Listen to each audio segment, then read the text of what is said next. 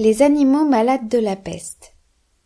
Un mal qui répand la terreur, mal que le ciel en sa fureur inventa pour punir les crimes de la terre, la peste, puisqu'il faut l'appeler par son nom, capable d'enrichir en un jour l'Achéron, faisait aux animaux la guerre. Ils ne mouraient pas tous, mais tous étaient frappés.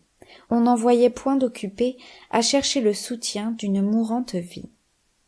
Nul mets n'excitait leur envie. Ni loup ni renard n'épiaient la douce et l'innocente proie. Les tourterelles se fuyaient, plus d'amour partant plus de joie.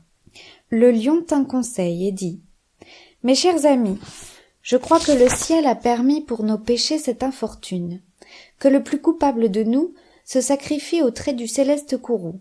Peut-être il obtiendra la guérison commune. L'histoire nous apprend qu'en de tels accidents on fait de pareils dévouements. Ne nous flattons donc point. Voyons sans indulgence l'état de notre conscience. Pour moi, satisfaisant mes appétits gloutons, j'ai dévoré force moutons. Que m'avait-il fait? Nulle offense. Même il m'est arrivé quelquefois de manger le berger. Je me dévorai donc s'il le faut, mais je pense qu'il est bon que chacun s'accuse ainsi que moi, car on doit souhaiter, selon toute justice, que le plus coupable périsse. « Sire, dit le renard, vous êtes trop bon roi. Vos scrupules font voir trop de délicatesse. Eh bien, manger mouton, canaille, sotte espèce, est-ce un péché? Non, non.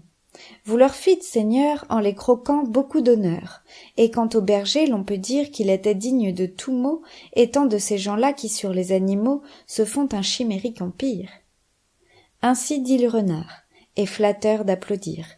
On n'osa trop approfondir, du tigre ni de l'ours ni des autres puissances, les moins pardonnables offenses. Tous les gens querelleurs, jusqu'au simple matin, au dire de chacun, étaient de petits saints.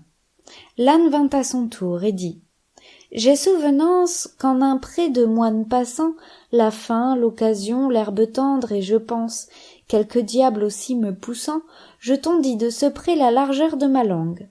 Je n'en avais nul droit, puisqu'il faut parler net. » À ces mots, on cria haro sur le baudet.